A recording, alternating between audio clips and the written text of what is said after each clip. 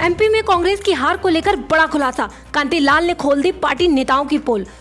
BJP की नीतियों के चलते नहीं, कांग्रेस अपनी ही नीतियों के चलते हारी।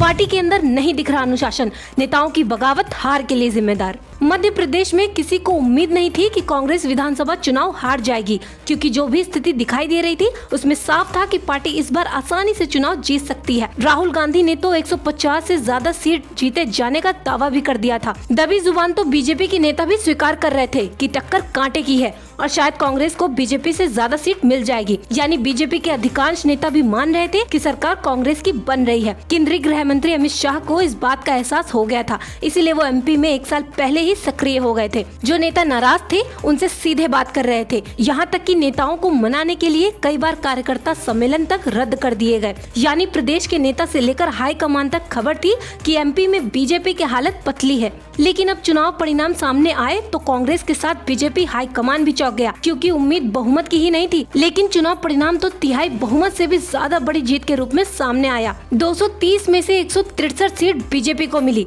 जो 2003 के बाद सबसे ज्यादा थी। अब अमित शाह मध्य प्रदेश बीजेपी संगठन की तारीफ कर रहे हैं, दावा कर रहे हैं कि यहाँ का बीजेपी संगठन देश में सबसे बेहतर है। यहाँ तक कि गुजरात से भी मजबूत एमपी का बीजेपी संगठन है। हर बूथ पर कार्यकर्ताओं की फौज काम कर रही है। लेकिन क्या बीजेपी की जीत का कारण उनके कार्यकर्ताओं की मेहनत थी? क्योंकि मेहनत तो कांग्रेस के कार्यकर्ताओं ने भी बराबर की थी। लेकिन चुनाव परिणाम वैसे नहीं आए जैसा दावा राहुल गांधी कर रहे थे। अब इन चुनाव परिणामों की पोल पूर्व केंद्रीय मंत्री और पूर्व पीसीसी अध्यक्ष कांतिलाल भूरिया ने खोल दी। कांग्रेस ने हार की समीक्षा के लिए पीसीसी कार्यालय में मंगलवार को बैठक बुलाई थी, लेकिन बैठक के अंदर बड़ा बवाल हुआ है। इसके बारे में खुद कांतिलाल भूरिया ने बैठक के बाहर आकर मीडिया से चर्चा में बताया कि बैठक में कई जिला अध्यक्ष और प्रभारियों ने शिकायत दर्ज कराई है कि कांग्रेस के ही नेताओं ने पार्टी के साथ भीतरघात किया है। पार्टी 50 से ज्यादा सीटें अपनों की ही बगावत और भीतरघात के चलते हारी है। अगर सही रणनीति बनाई गई होती और भीतरघातियों पर पहले ही सख्त कार्रवाई की गई होती तो स्थिति सुधर सकती थी, लेकिन समय पर कदम नहीं उठाए गए। साथ ही जिन लोगों पर कार्रवाई होती है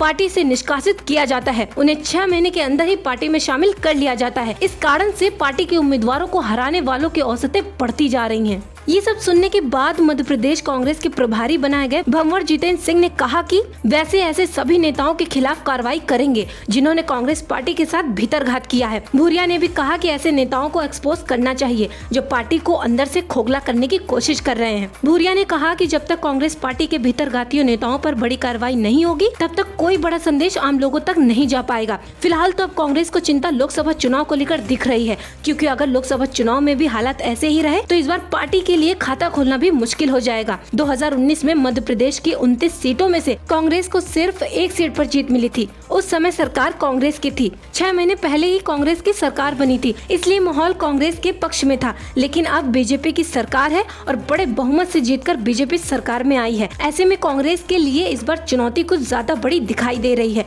आपका इस बारे में क्या कहना है? कमेंट कर हमें जरूर बताएं और साथ ही चैनल पर नए हैं तो चैनल को सब्सक्राइब करना ना भूलें।